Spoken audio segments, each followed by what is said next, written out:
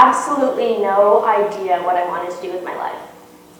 On a day-by-day, minute-by-minute basis, I was unable to define what it is my dreams were and how I was going to get there. You know, I spent most evenings binging The Bachelor. It was riveting stuff. Really, it was riveting. But it was also the greatest distraction. You know, we've all been there, trying to find our corner of the couch to understand what and how we can fill that hole. And I do believe that to experience deep joy, we truly need to feel the opposite. And so, I had a choice. I can either sit and wither, or I can find the tools to move the mountain in front of me. Now, on this pursuit, I learned of two things. The first was that human beings, every single one of us, have on average 4,000 weeks on this planet. That is 4,000 opportunities to achieve our dreams. Now, this stimulated a sense of urgency in me and led me to the mantra that I now say every single morning. Today, I'm going to live for my 8-year-old self to be in awe and my 80-year-old self to be proud. Now, while thinking about my life and what I really wanted to do, it came down to one word: everything. And I believe that everyone on this planet and everyone here today deserves to achieve everything that they've ever dreamt of in this lifetime. Now, to set the stage, I want to take us back to childhood. So everyone, take a second, close your eyes, and imagine your little self. What were their dreams for their life? What were their favorite hobbies? What were their favorite activities? What were their favorite toys? Who did they love spending time with? What energy did they want to feel every single day when they woke up in the morning? Get really granular with your visualization. Think about what comes to mind. Now, as humans, isn't it fascinating that we are shaped by countless moments from across our life course? Our brains are trained to see life through a very specific lens.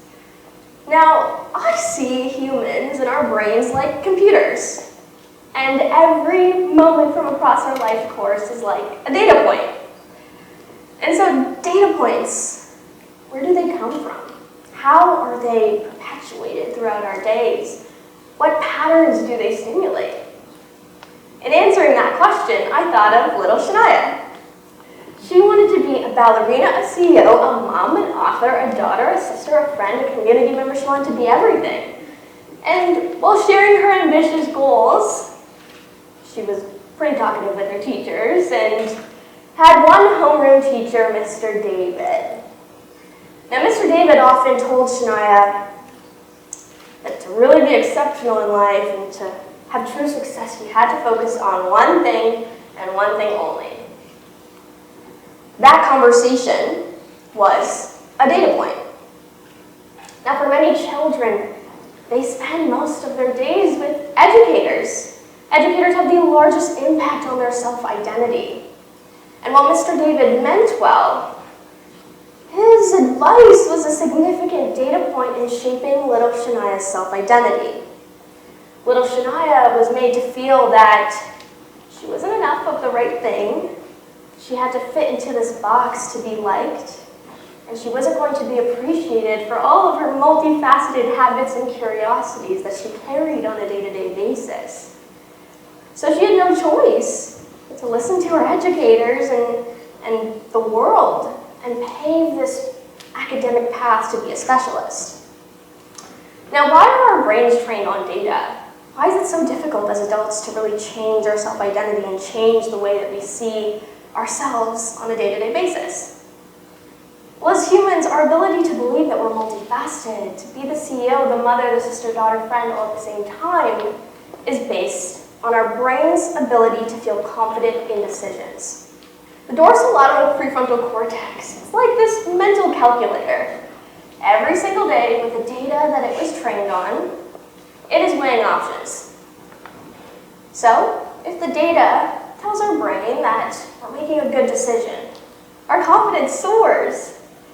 But if there isn't enough data to give our brain that confidence, and it's a bit unsure, our confidence tanks.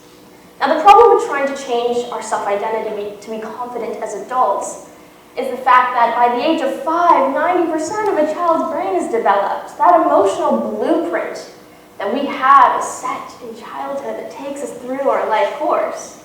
Those interactions and environments that we are in those formative years set the stage for our confidence as adults. Now, what can we really do? This quote, I'm sure, dictated many of our ways of knowing. A jack of all trades is a master of none. But what if I told you that the full phrase is actually, a jack of all trades is a master of none, but oftentimes better than a master of one? My entire life, I tried to fit into this mold, and I thought that there was nothing I could do to change that. Until I was in first year university, and there was 1,000 other eager students ready to learn about the brain. We learned about neuroscience. And this triggered such curiosity in me. I was so excited to learn about neurons, neuroplasticity, the gut-brain connection. And from this fascination and curiosity, it led me a couple years later to spend 13 months testing and understanding every scientifically backed productivity hack to be able to balance all of the roles that I had at the time, being an author, a PhD candidate, a sister, a daughter, friend, community member, and being active in every role that I did possess. I am a multi-hyphenate at heart. Now the problem is, I'm not alone. 64% of North Americans identify as a multi-hyphenate and even have a side job. Yet our education system is designed to create specialists. Subject-specific tracks in high school. If we're good at math in grade 7, we're more likely to take more math courses as the days go on. And we're conditioned to believe that being a specialist is the one and only path that will fit the life that you perceive for yourself. Now, this follows suit in the standardized tests that we're all doing throughout our years. And this system pushes students, limiting their exposure to a broader range of subjects. But what if the world built confidence in both specialists and multi-hyphenates? What if we taught students earlier in life that you can build synergy between everything that you're doing and fostering that essential confidence earlier in life? So today, I am here to share the life-changing 3-part science-backed formula to do everything that you've ever dreamt of with unbreakable confidence, because I believe every person on the planet deserves to ignite their multi-hyphenate self as a superpower. Now at the beginning, I mentioned time is a finite resource, so let's bring it back there. 168 tallies. Any guesses what this signifies? It's the hours that humans have in a week. Every single one of us have 168 hours. Now, after you subtract 68 hours of rest, we're left with the magic number 100. Now, prepping for this talk, I was trying to think of a creative way to talk about the number 100, like 100 gumballs in a jar that we could all guess, 100 critters let out on the stage.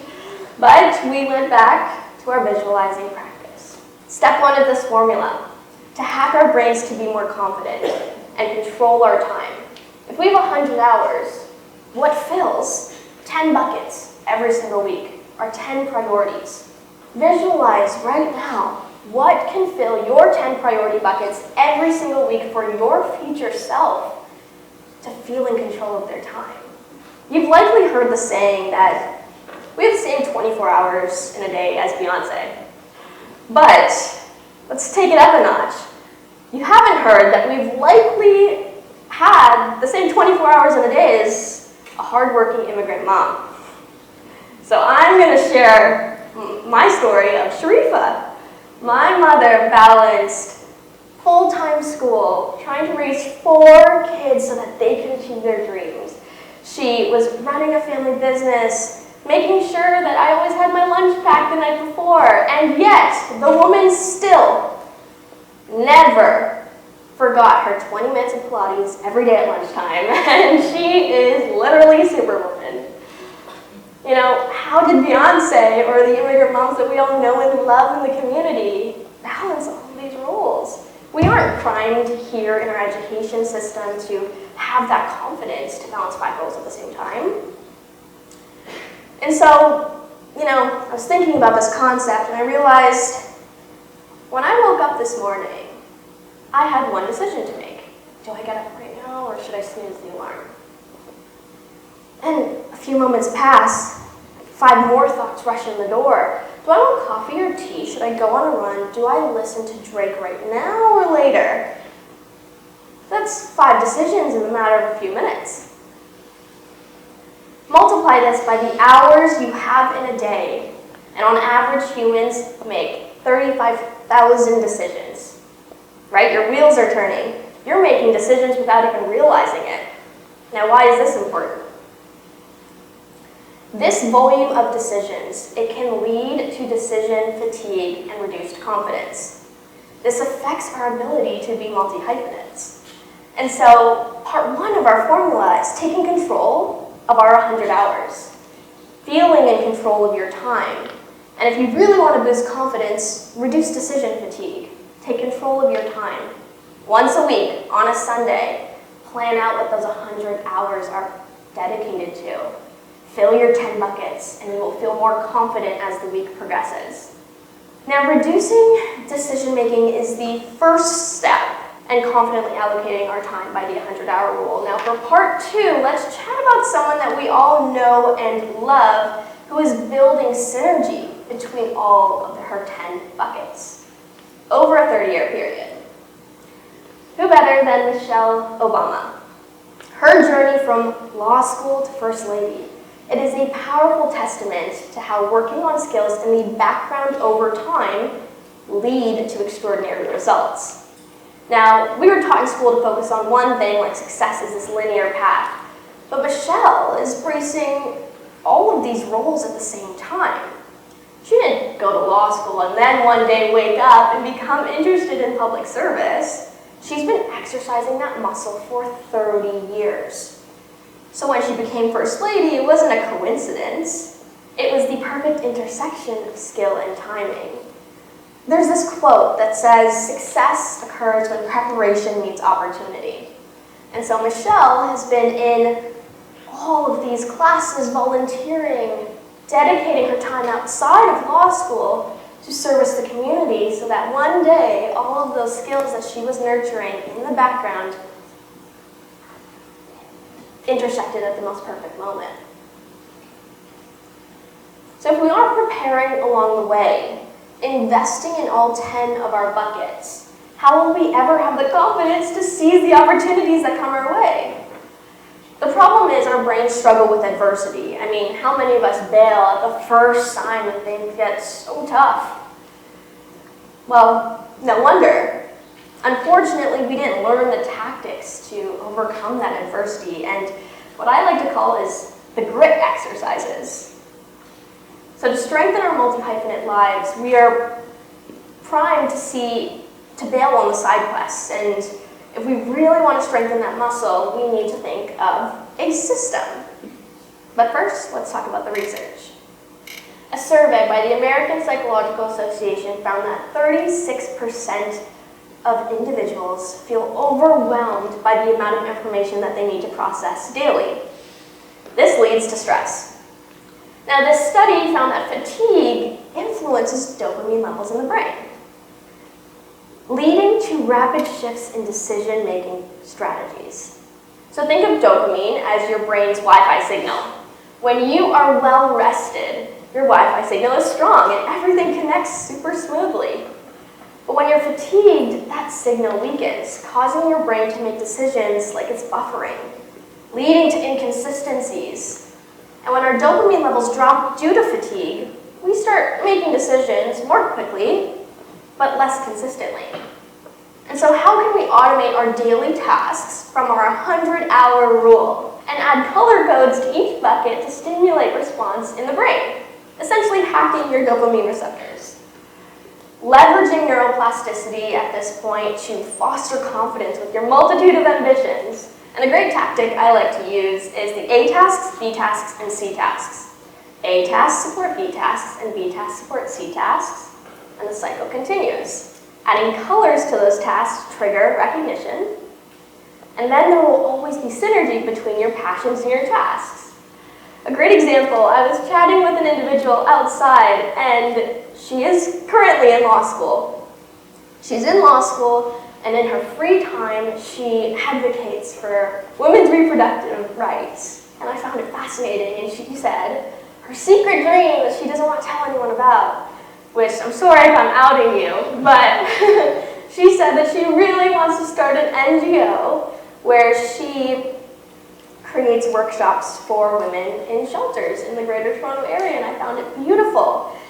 And her big question was, well, how am I going to balance all three of these things? I have 2 more years of school. And I said, well, let's think about how we can build synergy.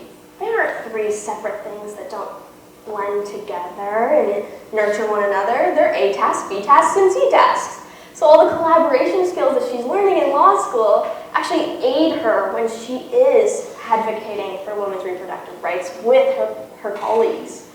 And those skills that she's learning, those communication skills, are going to aid her when she's pitching herself to various nonprofits to partner with. And so if you see all the things that you do on a weekly basis actually synergetically connecting, nothing works in isolation, and you can be the multi-hyphenate self that is confident to walk into the room and own whatever it is you are pitching. So use the neuroscience to build synergy between all of your tasks. And we built on our 100-hour tool, connecting with the dopamine system that helps lay the foundation. That was the meat and potatoes, but what's the cherry on top? Not only did Michelle Obama value moving the needle on all of her goals, but she really valued accountability, taking her to that next step with all of her career goals. And Oprah said the same thing, that accountability really helped her with her fitness goals over time. J.K. Rowling wouldn't have become J.K. Rowling without an accountability partner supporting her as she pitched to publishers on a weekly basis. So the final part of this confidence formula is effective accountability. You are 3 times more likely to cope with adversity when you have an accountability group. And through my research on social cohesion, I saw that individuals have a 65% chance of completing a goal if they commit to someone else, and it jumps to 95% when you set a defined date. So the way that I'm wired is by data. I looked at the stats and I said, okay, what can I do to add accountability into my day-to-days? And I realized, while watching Dancing with the Stars with my mom on Mondays at 8 p.m., that we are actually all participating in peer accountability without even realizing it. We are bound by social cohesion. You know, if your group chat is chatting about Dancing with the Stars at 8 p.m. on a Monday, you are more likely to partake in watching Dancing with the Stars on a Monday and have that discussion with the group. You're more likely to watch the entire season than watch a one-off. And so if we take that accountability and social cohesion that we're doing every day and actually lend it to our personal goals, how effective can we really be as humans? And so I thought about what I really wanted to change. And I love waking up in the morning feeling energized and motivated, as I'm sure many of us do. And I realized that I was having such trouble in the wintertime. It was so difficult. It's so dark at 5 in the morning. But I knew if I wanted to be my future self, if I wanted to be confident first thing in the morning, ready for my 7 a.m. meetings, that I needed to be up at 5 and I needed to get my non-negotiables out of the way. So I took the data and I tried to find an accountability partner. I looked at my sisters, they said, absolutely not. I looked at my friends, they said, maybe next season. And I looked at my dog, and Teddy was just like rolling his eyes as soon as I looked over. And so I built up some courage, and decided to ask strangers on the internet. And I put out a post to see if anyone out in the wild is willing to wake up with me at 5 in the morning. I ended up testing this method with 1,000 girls in an online community from around the world. And a year later, 50% of them remarked having stuck with the habit of waking up every day at 5 in the morning. That is 500 more girls confident with this habit. They're confident in their ability to stick to a task and continue the habit after the accountability group had ended. They will now take that accountability aspect into their career goals, and they know exactly what to do. Group-based accountability can reduce procrastination by 28%. And so, if we think strategically about aligning our goals with accountability attached to each one, we are literally hacking our brains to be more likely to achieve our dreams. And hey, maybe you're not bought in yet. You might think this is difficult, but just remember, we are all bound by social cohesion. You're already engaging in accountability in ways that you don't even know it yet.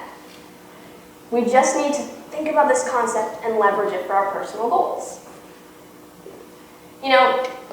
As a collective group, I'm sure that we wake up in the mornings, oftentimes fearing that life is passing by. We have one shot here, just one.